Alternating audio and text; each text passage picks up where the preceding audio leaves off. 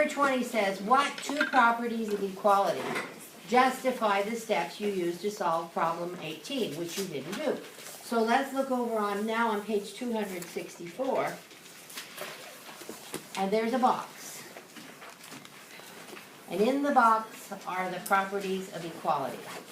Now we've done these before, but we're going to do them now with positive and negative numbers, not just positive numbers, okay? The first property of equality is the addition property of equality. It means you add the same number to both sides.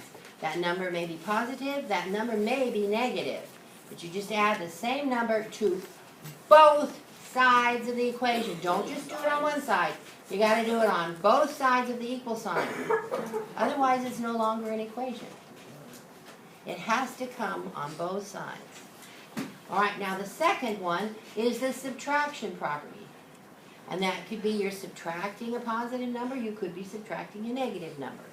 That's kind of odd, but anyway, you could be. And as long as you're doing the same thing on both sides of your equation, both sides of that equal sign, it's still an equation. And that way you can solve the problem. The third one is the multiplication property.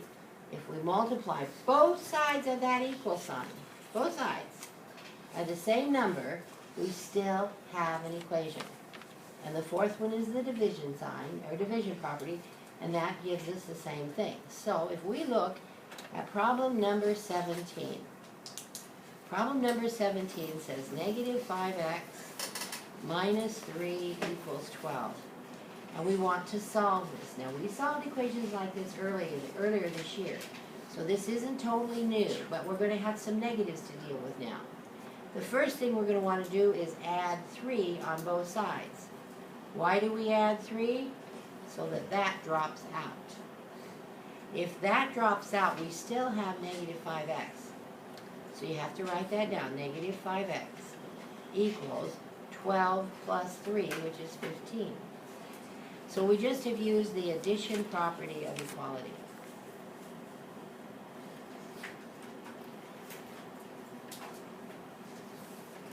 All right, now, in order to solve this, what are we going to do? Well, what would you do?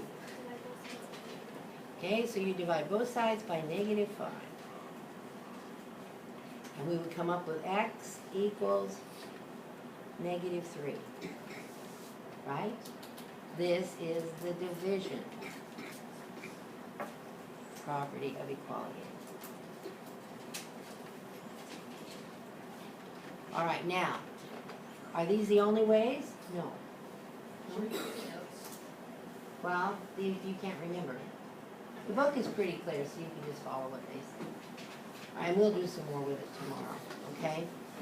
A little bit. But you could have done this a different way, kids, and that's the thing you need to see. You could have subtracted a negative 3. Because you could have, negative 3 minus a negative 3 would have given you 0. So you could have subtracted a negative 3 from both sides. It's kind of impractical, but you could have. And at this point right here, you could have multiplied both sides by 1 over negative 5. That's probably a little more sensible than the other way, but you could have done it. If you did that, then you've got to figure out which property you use. Are you multiplying or are you dividing? Are you adding or are you subtracting? All right?